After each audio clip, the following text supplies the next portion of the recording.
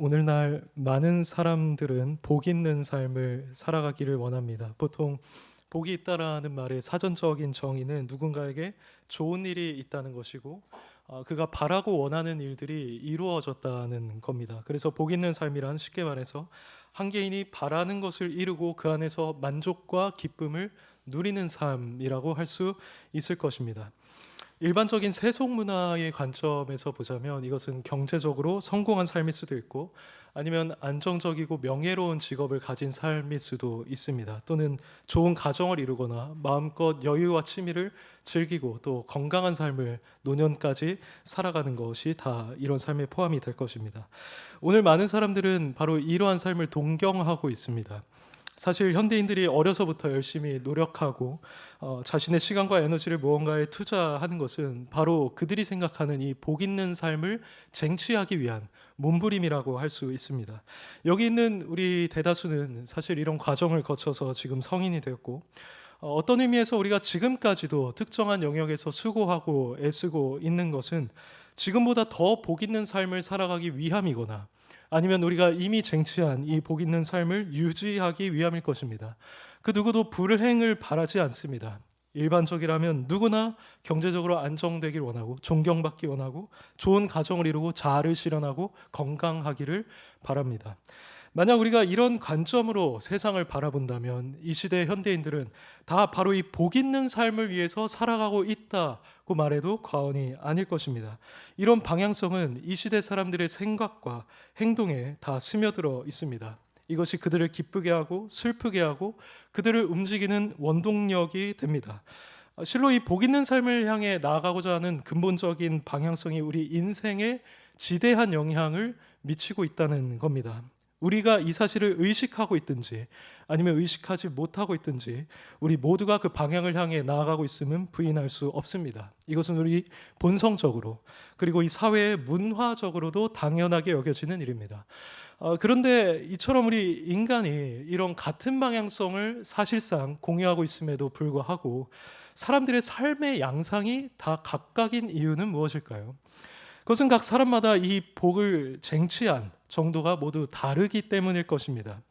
누군가 복 있는 삶을 쟁취하는 데는 그 사람의 배경, 노력, 타고난 성품과 자질 여러 가지가 영향을 미치기 때문에 다양한 결과가 나타날 수밖에 없습니다. 그와 동시에 이처럼 각 사람의 삶의 양상이 다양한 이유는 사람마다 자신이 궁극적으로 추구하고자 하는 그 복이 다르기 때문입니다. 사실 이것이 우리 삶과 다른 사람의 삶 사이의 차이를 만드는 주된 원인이 됩니다. 각 사람은 자신의 가치관을 따라서 자신만의 궁극적인 복을 설정해 두고 바로 그 복을 얻기 위해서 제한된 시간과 에너지를 그곳에 쏟습니다. 그러다 보니 이 사람과는 다른 복을 설정해 두고 거기에 모든 것을 쏟아부은 사람과는 그 삶의 양상이 현저히 차이가 날 수밖에 없는 겁니다. 이처럼 각 사람이 생각하는 복이란 무엇인가에 따라서 삶의 양상이 현저히 달라진다라고 한다면 우리 그리스도인들은 이 부분을 진지하게 생각해 보아야 할 것입니다. 왜냐하면 하나님께서는 우리의 믿음과 내세의 운명에 대해서도 관심을 갖고 계시긴 하지만 우리 각 개인이 살아가고 있는 우리 삶의 양상에 대해서도 하나님은 충분한 관심을 갖고 계시기 때문입니다. 하나님은 우리 삶을 통해서 기뻐하기도 하시고 근심하기도 하십니다. 우리 삶을 통해 명예를 받기도 하시고 불명예를 당하기도 하십니다. 그리고 결정적으로 그분은 우리의 삶을 심판하기로 작정하셨습니다.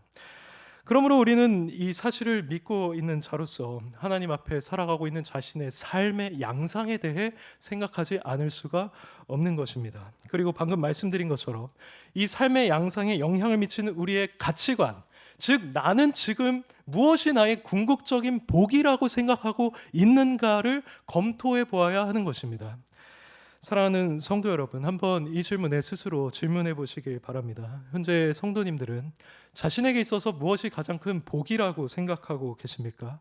그리고 그 가치관은 여러분의 삶을 어떤 방향으로 인도하고 계십니까? 스스로 이것에 대해서 답을 내리는 것은 어렵지 않으실 것입니다. 그런데 제가 여기서 말씀드리고 싶은 것은 우리가 그리스도인이라고 한다면 우리의 가치관, 즉 우리가 진정 무엇이 복이라고 생각하는가의 기준이 다름 아닌 이 성경에 있어야 한다는 것입니다. 그리고 더 나아가서 우리의 구세주이신 예수님의 가르침에 있어야 한다는 것입니다. 사실 예수님은 저희가 지금 이렇게 다루고 있는 원리에 대해서 이미 말씀하신 적이 있습니다. 마태복음 6장 21절에 이런 말씀이 있습니다. 내 보물 있는 그곳에는 내 마음도 있느니라고 하셨습니다. 이 말씀은 우리의 가치관과 마음이 무엇을 향하고 있는지가 우리가 가진 보물을 어디에 사용할지를 결정한다는 의미를 내포하고 있습니다. 다시 말해서 우리가 진정 복이 있다고 생각하는 영역에 우리의 돈을 사용하게 된다는 겁니다. 돈을 사용하는 것이 우리 삶의 양상을 결정짓는다는 이 사실을 고려했을 때 예수님의 말씀은 제가 지금까지 말씀드린 원리가 사실임을 밝혀주고 있다고 할 수 있습니다. 그런 한편 예수님은 그럼 무엇이 정말 복인가 그것을 다루고 있는 부분도 있는데요. 그게 바로 오늘 본문 말씀입니다.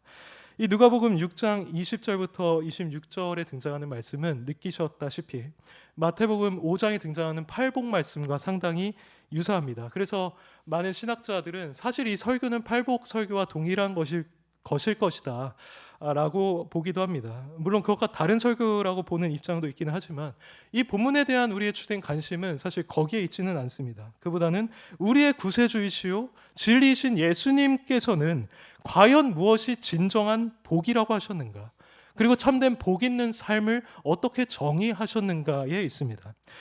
마태복음에선 8가지 복을 다뤘지만 여기선 4가지 복만을 다루고 계십니다. 그래서 이 4가지 복을 저희가 살펴보길 원하는데요. 3가지 복을 좀 주되게 다루고 마지막 복은 간단하게 다루겠습니다. 그리고 나서 우리가 진정으로 추구해야 할 궁극적인 복이 무엇인지를 생각해 보겠습니다. 첫째로 20절을 보시면 예수님께서는 너희 가난한 자는 복이 있나니 라고 하십니다. 이 말은 가난한 자가 어떤 의미에서 이미 복 있는 삶을 살고 있고 장차 온전한 복을 누리게 된다는 말입니다. 그렇다면 여기서 우리는 2가지를 생각해야 합니다. 하나는 가난한 자의 삶이 왜 복이 있는가, 그리고 또 다른 하나는 그런 자들이 장차 누릴 온전한 복이란 무엇인가 하는 점입니다.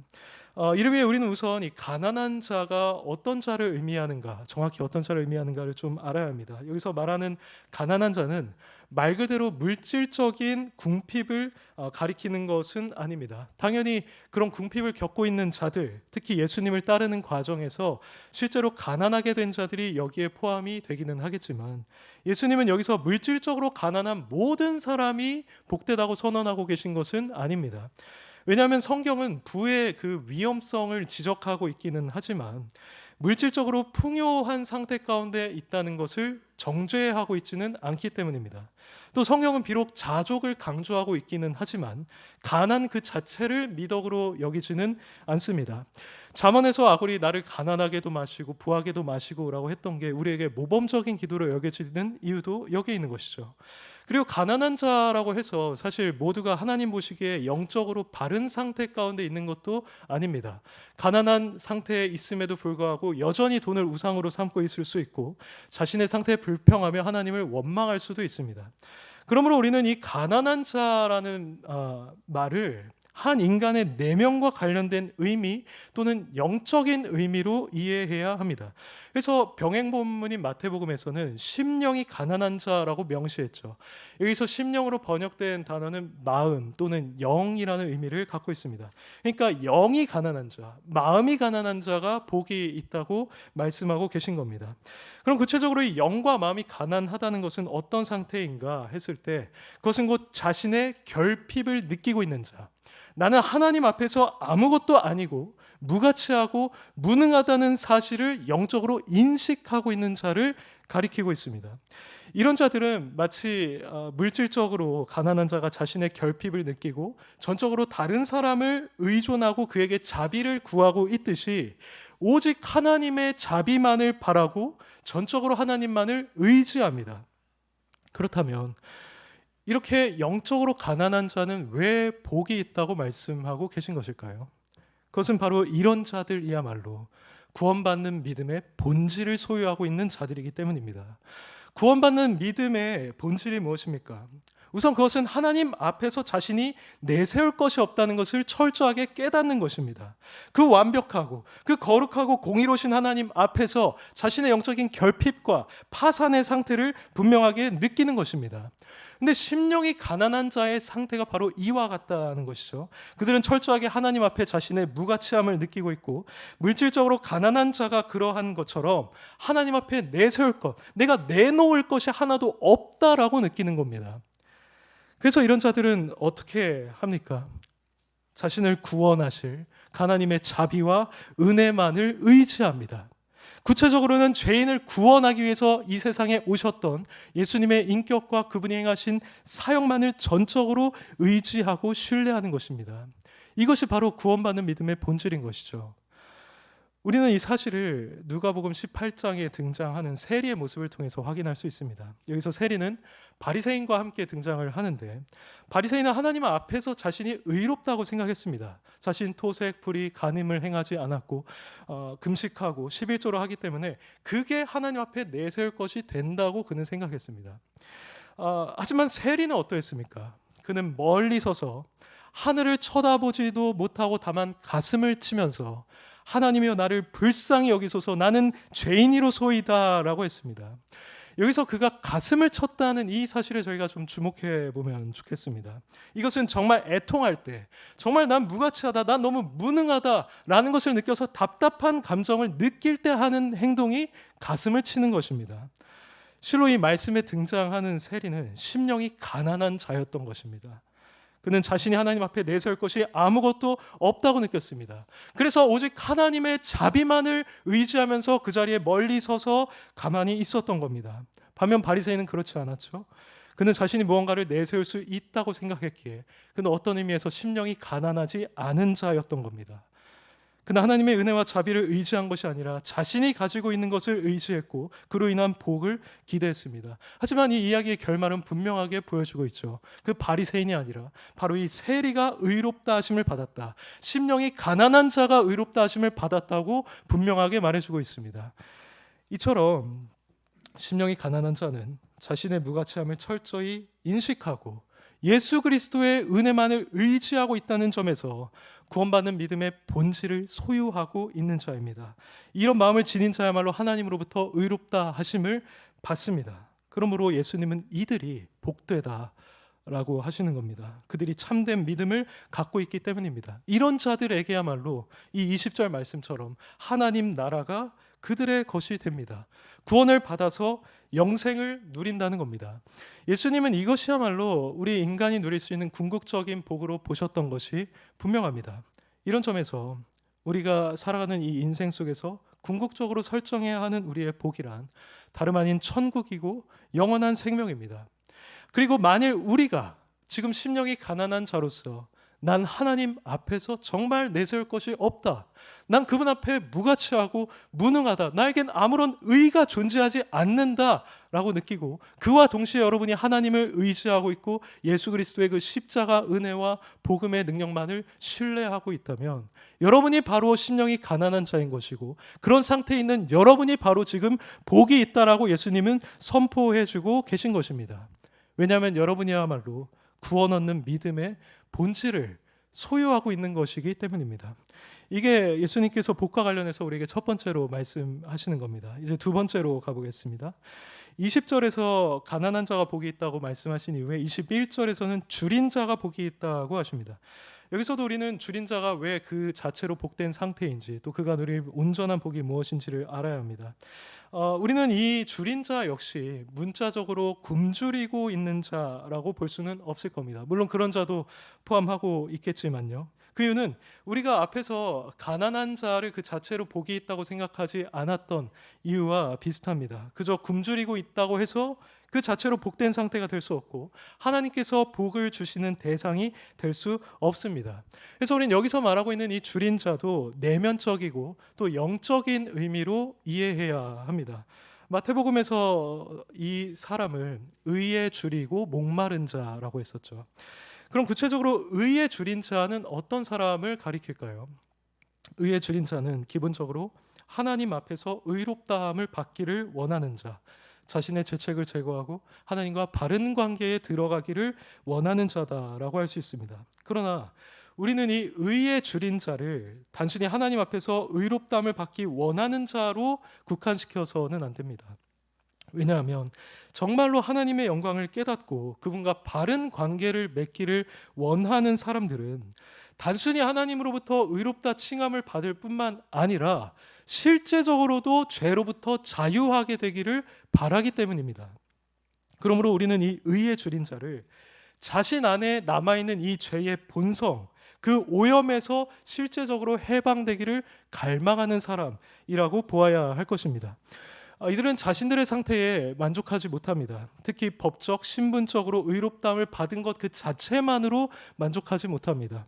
더 나아가서 그들은 하나님 앞에서 실제로 의롭고 정결한 자가 되기를 갈망합니다. 그들은 죄를 짓고 싶어 하지 않고 자신 안에 남아있는 이 죄성을 보고 괴로워합니다. 그것과 부단히 싸우고 그것에 지고 넘어질 때면 그것에 대해서 애통한 감정을 느낍니다. 마치 바울이 자신 안에 이 두 가지의 법이 있음을 느끼고 난 정말 공고한 사람이로다라고 탄식했던 것처럼 말입니다.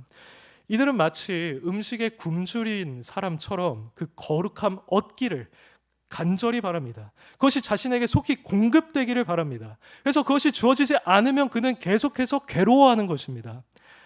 그런데 예수님은 바로 이런 자가 복이 있다라고 또 말씀하고 계시죠. 그럼 왜 그런 것입니까? 그것은 바로 그들이 이렇게 의에 줄이고 있다는 사실 자체가 그들 안에 성령께서 거하고 계시고 그들에게 새로운 생명력이 주어졌다라는 것을 입증하기 때문입니다.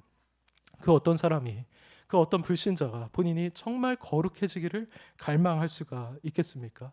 오직 성령으로 거듭난 자, 그 안에 성령을 모시고 있는 자만이 이런 갈망을 느낄 수가 있는 것입니다. 물론 일반 사람들도 어떠한 의미에서 선하기를 바랄 수는 있습니다. 자신에게 주어진 양심 때문에 말이죠. 하지만 더 거룩해지길 원하는 성도의 욕구는 이런 일반 은총적인 차원의 것과는 차원이 다릅니다. 거듭난 성도 안에 계시는 성령께서는 아주 역동적으로 그것을 일으키시고 그 사역을 친히 이루어 가십니다. 그래서 그들로 하여금 거룩한 것을 사모하게 하시고 그들이 실제로 그리스도의 형상을 닮아가게 하십니다. 그리고 빌립보서 2장 13절 말씀처럼 그들 안에 소원을 두고 행하게 만드시죠. 이렇게 성령의 인도함을 받는 자들은 또 다른 의미에서 복 있는 자라고 할 수 있는데요. 그것은 바로 그들에게 구원이 보장되어 있기 때문입니다. 성경에서 성령님은 종종 보증으로 표현되십니다. 예를 들어서 고린도후서 1장 22절에서 그가 또한 우리에게 인치시고 보증으로 우리 마음에 성령을 주셨느니라고 했습니다. 그리고 고린도후서 5장 5절에서도 그는 언젠가 우리가 이 육신을 벗고 부활체의 몸을 입을 것을 말하면서 곧 이것을 우리에게 이루게 하시고 보증으로 성령을 우리에게 주신 이는 하나님이시라고 했습니다. 바울이 여기서 말하는 것처럼 성령님은 우리가 지금 모시고 있는 이 성령님은 우리의 보증이 되신다는 겁니다. 보통 계약금이나 아니면 전세금, 보증금을 통해서 우리는 상호 간에 맺은 계약이 확실히 이루어질 것을 확신합니다. 그런데 성령님께서 바로 이런 역할을 해주신다는 겁니다. 하나님은 예수님을 통해서 우리를 구원하시고 그 구원에 대한 보증으로서 성령을 우리 마음속에 보내주셨습니다. 그래서 우리 안에 성령이 거하고 계시고 여기서 말하는 이 의에 줄인 자처럼 그 성령의 역사에 따라 거룩한 것을 갈망하는 삶을 살아가고 있다면 우리는 미래에 자신이 구원받을 것을 확신할 수가 있는 겁니다. 이런 점에서 현재 줄인 자는 복이 있습니다. 왜냐하면 그들 안에 성령이 계신 것이 확실하고 그 성령이 그들에게 보증이 되시기 때문입니다. 이런 사람들은 예수님께서 말씀하신 것처럼 곧 배부르게 될 것입니다. 곧 그의 모든 죄성을 내어버리고 온전히 정결케 되어서 거룩하신 하나님을 대면하는 은혜를 누리게 될 것입니다. 우리는 그래서 내가 이 거룩한 갈망이 있고 또 나중에는 이것이 온전히 이루어져서 하나님 앞에 완전한 부활체로 서게 될 것이 진정한 복임을 기억해야만 하는 것입니다. 이제 세 번째로 예수님은 우는 자가 복이 있다고 하십니다. 이 우는 자에 대한 부분은 어느 정도 겹치는 부분이 있기 때문에 빠르게 보겠습니다. 우리가 지금까지 영적인 관점으로 이해를 한 것처럼 이 우는 자도 동일하게 이해해야 합니다. 여기서 우는 자는 마태복음에서 애통하는 자에 해당된다고 볼 수 있습니다. 그리고 그 애통하는 자란 죄에 대해서 애통해야 하는 자입니다. 여기서 바로 겹치는 것이죠. 그는 하나님 앞에서 자신을 무가치하게 느꼈던 심령이 가난한 자, 그리고 자신에게 남아있는 죄성으로 인해서 의를 갈망하던 줄인 자와 공통되는 부분이 있습니다.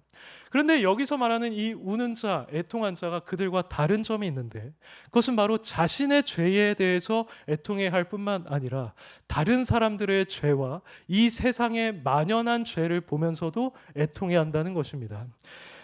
그러면 이 애통해하는 자가 복이 있는 이유는 우선 그리스도께 나아갈 준비가 되어 있다는 점에서 복이 있다고 말할 수 있겠죠. 그는 마치 자신의 질병을 초기에 발견한 사람과 같습니다. 초기에 질병을 발견한 사람은 당장 그 치료 과정에 돌입하게 되고, 그래서 완치될 가능성이 높아지게 되죠. 그런 점에서 이들은 복 있는 사람입니다. 그런데 우리는 방금 제가 말씀드린 것처럼 이 애통하는 자가 자신의 죄뿐만 아니라 다른 사람과 세상의 죄에 대해서도 애통해 하는 자라는 사실을 고려해야 합니다. 이런 각도에서 보자면 이들은 또 다른 의미에서 복이 있는 사람들입니다. 왜냐하면 이들은 우리 인간들이 지금 발붙이고 살아가고 있는 이 세상의 실체를 직시한 사람들이기 때문입니다. 다시 말해서 그들은 진리를 깨달은 사람들이기 때문입니다. 그들은 왜 이렇게 세상이 혼란스러운지, 왜 사건과 사고가 인류 역사 가운데 끊이지를 않는 것인지, 왜 정의가 세워지지 않고 기근과 범죄와 전쟁이 멈추질 않으며 일부 사람들이 생각하는 그 유토피아가 왜 우리한테는 불가능한 것인지를 그들은 분명하게 아는 사람들입니다. 이들은 그것이 바로 우리의 첫 조상 아담과 하와의 시대에 세상에 들어온 죄 때문이라는 것을 그들은 알고 있는 것입니다. 이처럼 이들은 이 세상의 죄에 대해서 애통해하는 동시에 그 실체를 안다는 점에서 복이 있는 자가 맞죠. 근데 그뿐만 아니라 이들은 그렇게 실상을 알기 때문에 이 세상에 만연한 죄악에 참여하지 않을 수 있다는 것, 아무런 생각 없이 거기에 휩쓸리지 않을 수 있다는 점에서도 이들은 복이 있는 자들인 겁니다. 이것을 대표적으로 보여주는 예가 바로 롯이라고 할 수 있죠. 롯은 소돔과 고모라가 멸망할 때 그곳에 있던 자였습니다. 근데 그야말로 정말 애통해하고 우는 자였습니다. 베드로서 2장 7절 말씀을 따르면 롯은 소돔과 고모라 사람들의 그 불법한 행실을 보고 들음으로써 그 의로운 심령이 상했다고 합니다. 그러니까 그들은 그곳에 만연한 죄악 때문에 애통해했던 겁니다. 하지만 그 이야기의 결과를 저희가 생각해 봐야 합니다. 결국 소돔과 고모라는 하나님의 심판을 당했지만 그 자리에서 애통해하고 있던 롯만은 구원을 받았습니다. 이렇게 롯은 애통했지만 결국 구원을 받음으로써 그야말로 정말 복 있는 사람이라는 것을 입증해 보였던 겁니다. 이것은 우리에게도 마찬가지입니다. 우리가 만약 자신의 죄악뿐만 아니라 다른 사람이 짓고 있는 죄와 이 세상의 죄에 대해서 애통해하고 있다면 우리는 복이 있습니다. 왜냐하면 그것은 우리가 진리를 깨달은 자이고 그 죄악과는 구별되고 있는 자이며 결국에는 롯처럼 심판의 날에 구원을 받을 것이 확실하기 때문입니다. 이렇게 애통해하고 우는 자들은 결국에는 웃게 될 것입니다. 이 죄악된 세상이 물러간 이후에 온전한 의가 있는 그 새하늘과 새 땅을 바라보면서 말이죠. 예수님은 바로 이것을 아는 자가, 결국에는 웃는 자가 정말 복이 있다고 말씀하시는 겁니다. 이렇게 세 번째 부류의 복 있는 사람까지 말씀하신 예수님은 이제 우리가 익숙하게 알고 있는 네 번째 복을 말씀하십니다. 복 있는 자에 대한 말씀을 여기서 맺고 계신데요. 그들은 예수님의 이름으로 인해서 세상의 모욕과 핍박을 받는 사람들입니다. 이들은 과거의 선지자와 사실상 같은 길을 걷고 있는 거기 때문에 그들이 받는 것처럼 하늘에서 큰 상을 받게 될 것이라고 합니다. 여기서 큰 상은 물론 영광, 영생 그 자체일 수도 있지만 하늘에서 하나님께서 주시는 특별한 상급일 가능성이 높습니다. 이 큰 상급은 하나님으로부터 남들과 다른 어떤 특별한 칭찬을 받고 남들보다 더 깊은 방식의 영광을 누리는 겁니다. 우리는 여기서도 예수님이 말씀하시는 복이라는 게 바로 이 땅이 아니라 하늘에서 누리는 것과 관련 있음을 보게 됩니다. 이상으로 저는 예수님이 말씀하시는 복에 대해서 말씀드렸습니다. 성도님들은 이런 복에 대해 어떻게 생각하십니까? 진정으로 이 세상에서 복이 있는 자는 예수님이 말씀하신 가난한 자, 줄인 자, 우는 자라는 사실에 대해서 공감이 되십니까? 그리고 우리가 진정으로 추구해야 할 복은 구원이고 우리의 온전한 성화이고 새하늘과 새 땅이며 하늘의 상급이라는 사실에 대해서도 동의가 되십니까? 사랑하는 성도 여러분, 이 말씀을 토대로 해서 꼭 기억하시길 바랍니다.